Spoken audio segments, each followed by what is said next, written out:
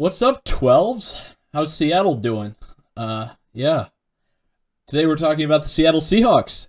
And I think I get the lead in today, do I not? Oh yeah, the long-awaited Seahawks video. Oh You boy. get to be the first to touch upon everything in this one. Yeah, it's interesting. It's very interesting. Okay, first very important season note I have on these guys is that the lime green jerseys are obviously wild, but I think they look better with the matching lime pants than with the blue pants, honestly. I don't like the lime top and the blue bottoms. I would love to see him rock a blue top with lime bottoms one time just to really make it look weird. Okay, now some real notes. Bobby Wagner flies around the field for them. He's absolutely tremendous still. He's one of the best players at his position in the league. Russell Wilson is so good. I sometimes forget how cold stretches can exist for him. It's kind of funny. Just looking back, like on the season, it's like it seemed like all the games I watched, it was like burst scoring. It was like, oh, this hmm short period of time they'll score, and then they'll just go cold for like a quarter and a half and just not do anything basically. Which is really weird considering the weapons they have on the outside.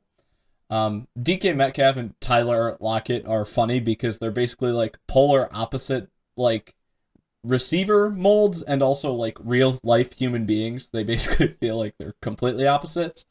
Um, Vikings lead in the first game I watched 13-0 at halftime. So like basically the whole first half was a cold stretch for the Seahawks. And then with 8 minutes left in the third quarter, the Seahawks are leading 21-13. And then they don't score again for the next 22.9 minutes until there's like 15 seconds left in the game, and then they score again. It's just really funny how it's like they're playing basketball with the way they play games in terms of just like going on runs, like 21-0 run. Like it's weird. Um, I think they need to crank up their play action even more. They kill the run. They love running the ball. Whether or not they should be running it as much as or as little as they do, um, I don't actually think it's too big of a deal. I think they're running the ball the right amount. I just think they need to use like even more play action. If you're gonna run the ball as much as they do, then you should be killing. You should be running so much more play action. I mean, I watched back the Bills game next because I just really wanted to see. I wanted to actually like go back and see how many times the Bills actually like ran the ball successfully against the Seahawks. Like successful runs the Bills had. And the Bills are running play action the entire game. They had two plays on in the entire highlight reel from the game that were run plays. They had a 1 yard touchdown run for from Zach Moss, and they had like a 5 yard quarterback like sweep with Josh Allen. And it was just like, dude, they threw the ball the entire game and they were still using play action. So I mean, if play action works when you're not even running the ball, why can play action not work when you are running the ball? I just think they should use it even more often. Jamal Adams, 2 games in, and he finally shows up late in the second game. I like him, but sometimes I just look back at the trade and remember what they gave up, and it's like, ooh, that's still kind of tough. Um, hmm and then I already mentioned the things about Allen and the runs that happened in the Bills game. Chris Carson runs very hard. I like how he runs the ball. Um, the kicking game in the Jets Hawks game was awful. That was the next game I watched, and it was just atrocious. But then I found out something later that was really interesting about Seattle's kicking game. Carson really can just destroy a bad run defense. Like honestly, he can take over a game if the defense does not have a good run defense.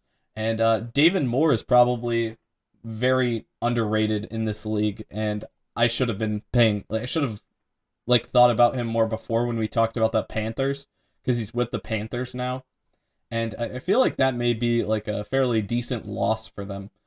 Nice to see a Geno Smith sighting against the Jets. I forgot Wolford played against them in the playoff game. I honestly forgot Wolford started that, and then Jared Goff had to come in. But that may have been because I was on my way back from the Bills game while Wolford was playing, and then when I got back, Jared Goff was already in. Tyler Lockett, nice grab. Feels like the games I chose were just a bad example for him because I know he's a great receiver, but it didn't feel like hmm he was doing much in the games I checked out.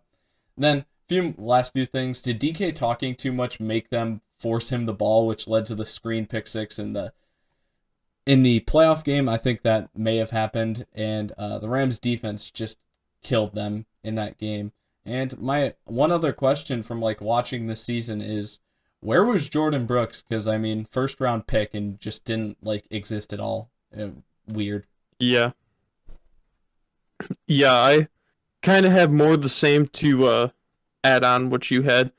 My first note was let Russ cook until he burns himself, because he just goes on cold streaks and it's weird. I have it written to like a basketball team with runs, just puts up 21 in half a quarter, and then after that cold for the next two, and then something's gonna happen in the fourth. It's very, very weird. But I think his cold streaks come from the fact that he has to shoulder a lot of the burden of that team. Of they don't have a run game, which are a solid run game, and there are teams that don't have solid run games where the quarterback does not need to like play hero ball. The Bills are a good example of that. Sorry to keep talking about the Bills, but they have basically no run game, and that's evident in their game against the Seahawks. They have no run game, so they just throw the ball. But the Bills have some form of defense, and the Seahawks really don't. So it feels like Russ is doing everything to like have to keep that defense on the sideline and to keep the team going, because he's like, we do not stand a chance at winning if we go 3 and out here. So I have to do something ridiculous that's going to end up in like an interception. At least that's what it felt like in the games that I watched. Lockett and Metcalf are debatably the best wide receiver duo in the league. They are polar opposites, though, in every facet. Like, Lockett is so quiet and reserved, and DK's on the sideline screaming, give me the ball. It's just very, very funny. Their defense has a ton of facepalm moments when you watch them. Just like, oh, how do you let that play up? It's 3rd and long, and you just let that up. Oh, and then, like, looking through their roster last season, I'm like, oh, they didn't really have much of anyone. Or at least corner-wise, they had a bunch of names, but I'm like, yeah. What did Quentin Dunbar do? Nothing. Let up a bunch of big plays. Like, names are good if they do stuff, but geez. In hearing during the season and more this offseason that Pete Carroll really wants to establish the run is really stupid. Because, like I said, they don't have a solid run game. The line really isn't that great at blocking for the run. That's why Chris Carson has to do everything, and that's evident when you watch him. He's just running and trying to run through guys when he gets past that. If you want to get him a couple more touches a game, that's fine. But Russell Wilson is the best player on that team. Why would you take the ball out of his hands more and not let him make plays? I don't get that. And then my next note on Pete Carroll is he may be losing his mind and his coaching touch with his old age. And again, going back to that Bills game, how do you as a coach just not be like, all right, we have to just commit to the pass here because they are not running the ball. And then in the post-game presser say, we thought they were going to run it eventually. And they never did. It's insane. It is so insane. Nope. Their special teams defense was pretty bad. From what I saw, they let up a lot of big returns on punts and kickoffs. Just, I don't really know what the solution to that is. Just better scheming from the special teams coordinator, I guess, because it's really hard to just tell guys, yeah, run down there and make a tackle, because that's what every single special teams coordinator could say. Like, we could have jobs in the league if that was it. Just tell Michael Dixon that he needs to get his punts off quicker, because we're going to start running 4 wide sets in punt formation. Yeah. You're going to get the 5 offensive linemen, and you're going to get 1 guy in front of you to personal protect. You better get that ball off quick. You can either line up 15 yards further back or get that thing off quicker. It's your choice. Yes. And then the last note that I had, when Chris Carson was out, or when he just wasn't in the game, they had so much inconsistency with running back from snap to snap. There's Bo Scarborough, Travis Homer, Carlos Hyde. It was like a different running back every snap. Don't you dare forget about DJ Dallas. And DJ Dallas. It was insane. I'd never heard so many running backs named in like one span of a game that were getting a carry or getting a dump off. It was wild. Yeah, it's interesting. It's so weird that we disagree on these things, because I talked about like last last season with you. I really was ahead of the game with the just throw the ball. It's more efficient with the Bills. And now we're on opposite ends because I really do see the cold stretches in Russell Wilson's game. And I don't know why. Sometimes it just feels like he could actually get the ball off quicker, where it's like, come on, you have two of the top two receivers in the league and you're dancing around. You actually didn't have a read open and you needed to start dancing, or you started dancing for a real reason. Sometimes those plays turn out magically and great and stuff, and other times they don't go so well. So really, just to keep him like under control and not just doing so much like dancing around behind the line of scrimmage, looking like Fran Tarkenton. I don't. I just do want this team to like have a decent run game, unlike the Bills, who realistically, if the Bills didn't have a single like designed run play to a running back all year, I wouldn't be mad because I don't think the team is built to run the ball. I don't think Seattle's necessarily built to run the ball either, but I think it's important for the players on the team that they do run the ball, whereas I don't think it's important for Buffalo. Mm. Well, like I said, I think Russ's cold stretches could be supplemented if you strengthen that defense more. I don't think it's necessarily we have to turn to the run game. Not because you do need to get run plays off in a game at some point. Unless you're Buffalo. But unless you're Buffalo, which is weird because Buffalo and Seattle have like very crappy weather, and you'd think like those two teams are ground and pound, but no, just air the ball out. Who needs to run the ball? That's the advantage, is other people are going to come into Buffalo and think, we got to run the ball. And Buffalo's going to be like, hey, we deal with this every day of the week at practice. We're going to go out there and do what we do no matter what, because we're used to this crappy weather. We'll still sling it. Yeah. Yeah. What do you got for stats so we can move away from the Bills? Because I think Seahawks fans are tired of hearing us talk about them. Well, I mean, I just think it's actually a good comparison in this case. No. Russell Wilson, 4,200 yards, 68.8 completion percentage, 40 touchdowns, 13 interceptions. Those numbers aren't bad. Honestly, for him though, I think he could drop that interception number down. I mean, he is a good player. I think he could get that down to like 40 to 8, so 5 touchdowns to 1 interception. If he throws 40, only throw 8 picks. Got confidence in you, Russ. Let's do it. And if you use the play action game more, it'll make it even easier. Chris Carson had 681 yards and 5 touchdowns in 12 games, which really isn't that great, since he just like on a game-by-game basis, 681 over the 12 games he played. But I kind of need to inspect the O-line. I don't love the O-line last season, but they changed it up a little this offseason. Lockett had 100 catches for 1,054 yards and 10 touchdowns. Metcalf, 83 catches for 1,303 yards and 10 touchdowns. DJ Reed should get a shot at kick return duties this season just because they like a lot of teams just threw kick return duties all over the place. And he was the one guy who had one flash in one of his opportunities, so I figured that. Jason Myers didn't miss a field goal attempt last season, which is just like, wow. Michael Dixon was solid in the punting game. 5 interceptions for Quandre Diggs, 10 plus passes defended for Quandre Diggs, KJ Wright, and Shaq Griffin, Shaquille. 9.5 sacks for Jamal Adams, led the team by 3, which is kind of embarrassing as a D lineman to hear that. Like, the D lineman should actually be embarrassed by that. Good job to Jamal Adams, but the D lineman should be embarrassed by that. And the next closest guy was Jerron Reed, who isn't going to be on the team next season. This also just shows like the type of thing that we talk about with Chase Young, where it's literally like, hey, if you're fast enough and you know the other team is passing, you literally could just run around the edge. There's no reason to not send extremely small guys off the edge nowadays when you know it's a passing situation, because half the time the best way to get to the quarterback is literally to just put one of the fastest guys on the team on the edge and have him run faster than the offensive tackle can kick slide. 138 tackles for Bobby Wagner. No one else on the team was even close to him, so no one else to mention for tackles. And then 11 tackles for loss for KJ Wright and Jamal Adams.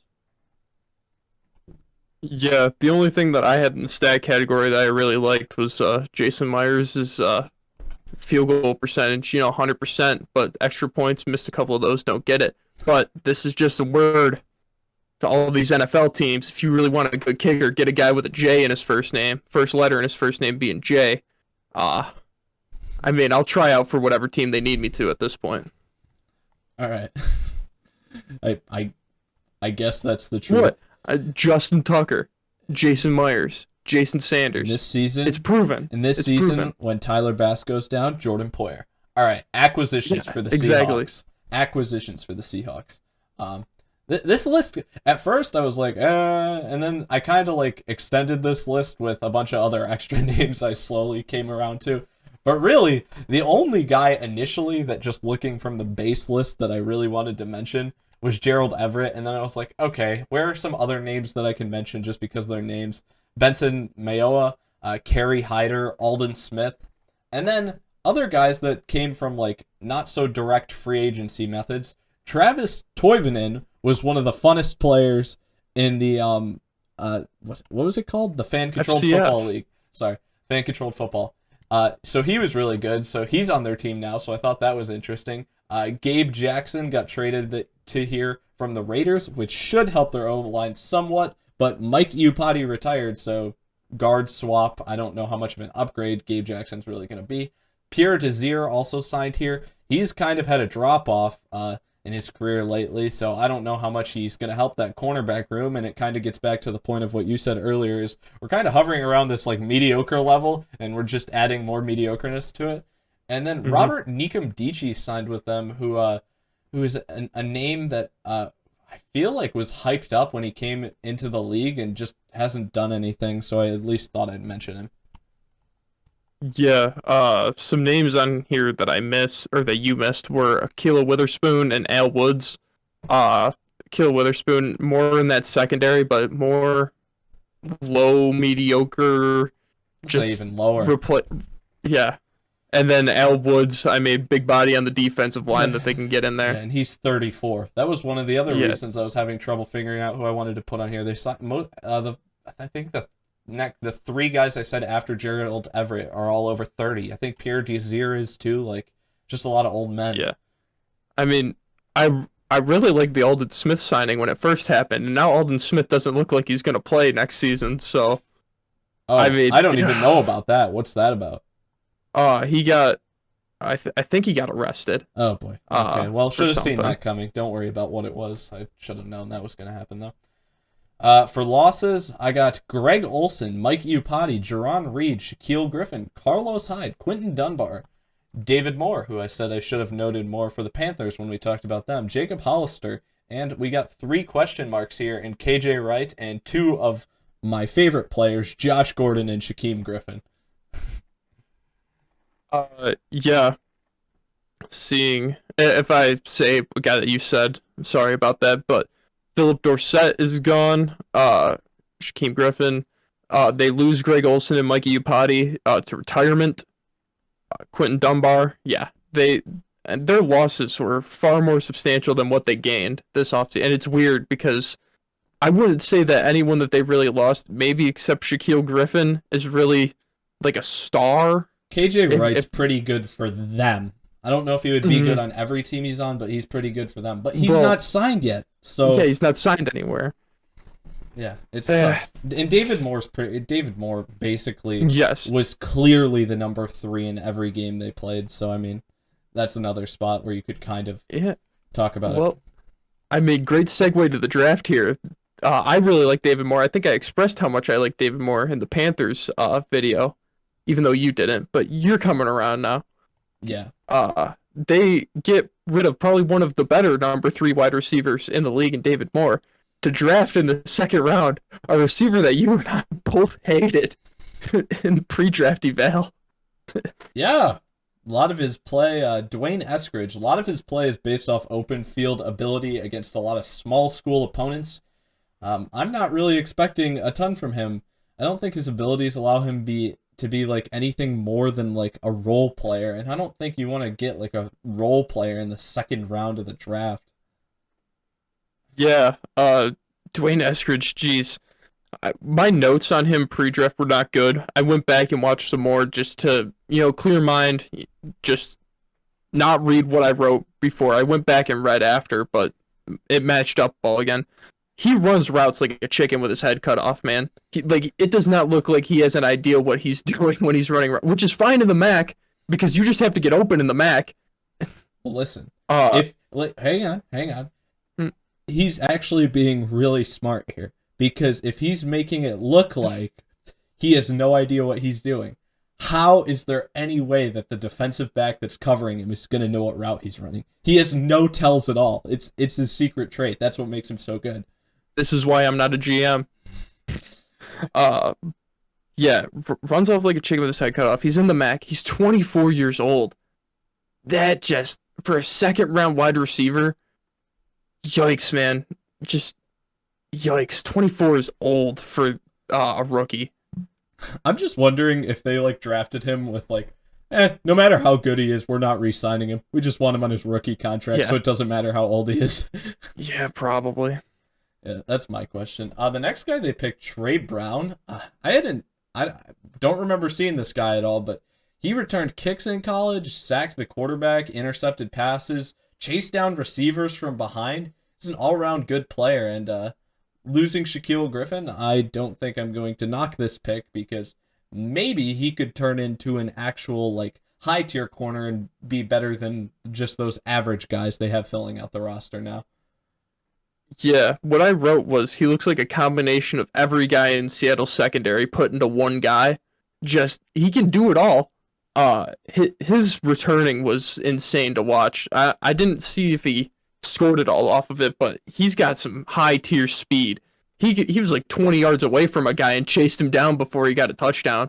So, if you're going just off pure athleticism, 4th round pick there, you only got 3. So 4th round pick, yeah, I like that pick. Yeah. Sorry, I don't do that. That was unprofessional. Stone Forsythe in the 6th round. What a great name for a 6'8" offensive tackle. Watched a little bit of him, but not blown away by his athleticism. But he seems very intelligent, and I know we don't usually check out the later round linemen, but I mean, since they had 3 guys, I figured why not take a look at a little bit of what he did. And that's basically all I got. Plus, I mean, his name's Stone, which at offensive tackle, could you have a better first name than Stone? Yeah. I just had one thing written for him, and it was his name's Stone, and he moves like it. Okay. Now, 13 UDFAs. 13. That's what happens when you don't have a pick. More than 3 picks in the draft. You sign 13 guys. One guy on the list's name I recognized. Hadn't checked him out before, but one guy's name on the list I recognized. Wide receiver from Florida State, Tamorrion Terry. He's an interesting deep threat, and he plays similar to DK Metcalf coming out of school, honestly. So he's just an interesting guy. Honestly, when I look at him compared to Dwayne Eskridge, I'm more excited about him, his ability. But the other thing that's good about him is he actually played some special teams at Florida State, and from what I saw him do on special teams, he covered kicks pretty well. So I wouldn't be shocked if he made the team. I actually would, if I had to bet, I would say that he's gonna make the team at this point. Mm-hmm. Yeah, I looked at their UDFAs and I did not see anyone that I really recognized that we went over in pre-draft. So yeah, good thing that you noticed him. Schedule wise, we got an over/under today. Remembered. You're welcome. Of 9.5 wins for this team. I was wondering what this one was gonna come in at. This one was kind of interesting to me. Just wondering. I look at the number before I look at the schedule, which isn't always the best thing, because you do need to see the opponents to recognize how many games they'll be favored in or not favored in this season, because it really does make a difference who they play, right? But these guys, just a general idea to see what they at. When I saw 9.5 wins, I actually was kind of surprised. It was a little lower than I thought other people would be on it. But going through the schedule, honestly, I'll just tell you now, I don't think I came that far off. But this is a team that I feel weird about. Some teams that I feel good about, other teams that I don't feel too great about, because they're a good team with they're a good team that's probably not a great team in my opinion. And it's just going to be hard with like the situation that's around them, especially because of things like the division they play in. That type of thing makes this a lot harder on them. So starting off here, we got at Indianapolis. Now, man, I'm already double thinking myself, but I can't change it now. Week 1 at Indianapolis, I gave them a win there. But, geez, I don't know how I'm going to feel confident about this team in any of the games I pick. I'm probably every single one of these, I'm going to be like questioning it while I'm saying it, okay? So I'll keep going and try to move along a little bit. Against Tennessee the following week, they got a home game. I think that's a loss to Tennessee. We're really high on Tennessee. We've said that a lot. At Minnesota.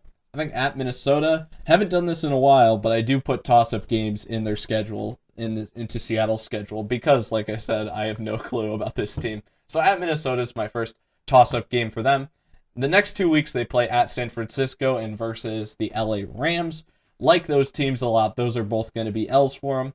Then they get on a little hot streak for me here. They play at Pittsburgh. I think that's a W. I think they're better. Then they play versus New Orleans on Monday Night Football. I think that's going to be a really exciting game, actually. And that's an exciting game to see on Monday Night Football. But now I'm realizing that they're the home team still. I don't feel like Seattle has gone to New Orleans in like my entire lifetime. I feel like every time Seattle and New Orleans play, it's in Seattle. I wish that was in New Orleans to balance it out a little bit. Just weird things how the schedule falls together. Following week on Halloween, they play Jacksonville at home.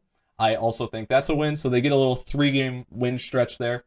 And then they have their bye week. And week 10, I have them at Green Bay. This is the second and final toss-up game I give them here. Not going to go too into detail there. You know what we would say. Week 11 versus the Cardinals, I'm going to give them a W for this one. So if they pull that one off versus Green Bay, they could be on a little hot streak here and have a 5-game win streak. But the next 2 weeks, they come back down. They get another game on Monday Night Football at Washington. Really like Washington. I think that's going to be a loss for them. Following week against San Francisco again, like San Francisco still. Also think that's an L.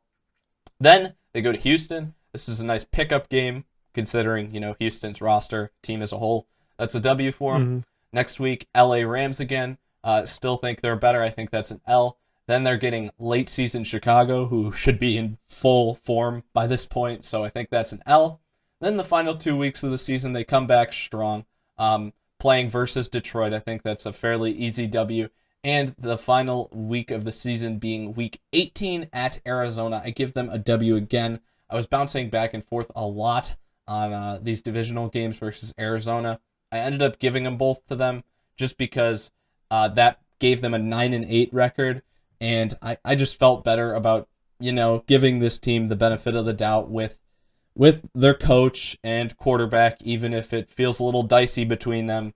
They've been able to do things for a pretty long time now and had success. So I gave them the benefit of the doubt, getting just over 500.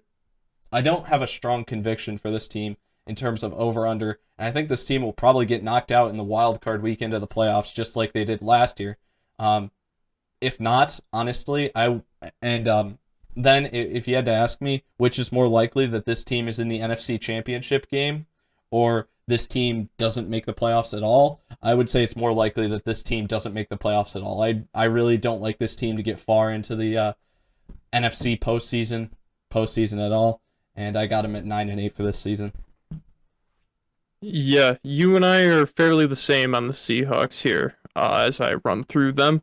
For my scheduled predictions here. Week 1 at Indy, I also gave them a win here.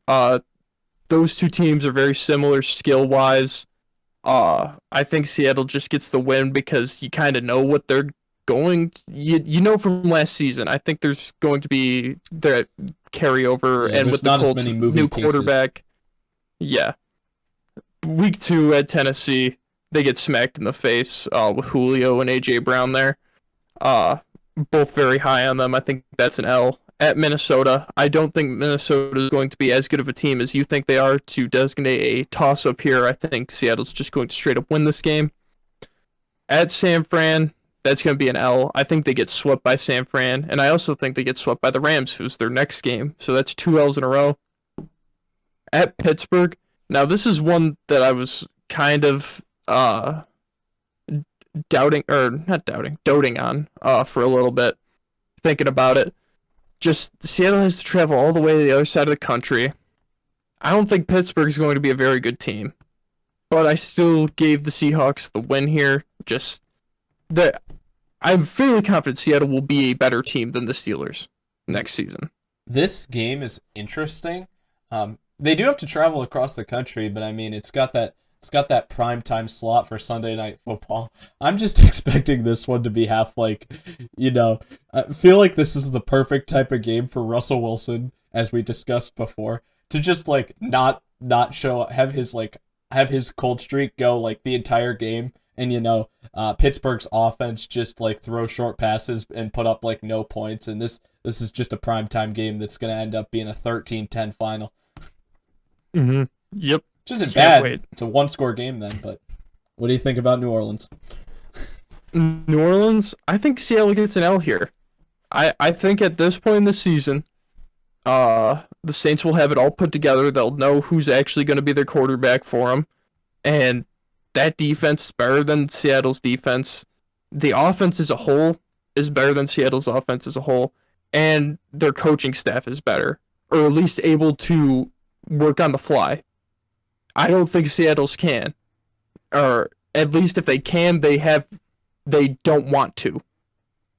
So I think they take the L to the Saints there, but they get a win against Jacksonville before they go into their bye. Coming out of their bye, they played the Packers at Green Bay. I gave them the L here, just circumstances as they are now, but everything's relegated to change at some point if that one big piece moves. Home against Arizona, I think they split it with Arizona, and they get the win at home, and then week 18, they take the L to them. At Washington, very, very high on Washington. I think they give Seattle an L here. Home against San Fran, L. At Houston, that's going to be a win. Just it's going to be very hard to lose to Houston next season. At the Rams, that's a loss. Late season Chicago, Justin Fields in full swing. Got that Rookie of the Year, MVP candidacy going up. Think that's going to be an L. Home against Detroit. I don't know how they lucked into getting themselves Detroit this late in the season. That's a real feel-good game for them to get that dub, last win of the season, because then they head to the desert and they get an L, giving them a 7-10 record, which factored in with my Cardinals prediction because everything lines up. They are not the last team in the NFC West because the Cardinals are. So, dang, there's that. Seattle fans, Seahawks fans, your team has a very, very tough schedule. This is even if you don't doubt their ability and you're very high on them, it's hard to look at their schedule and think like guaranteed wins. You got 3. You got 3 of them that you could say are guaranteed wins. Yeah. And then after that, ugh. I have a hard time believing that the Cardinals would finish behind them. The Cardinals have a 3rd place finishing schedule, which means they have 3 extra games against other teams in 3rd place spots. Seattle won the division last year, and we think that there's also 2 teams better than them in the division, like at bare minimum.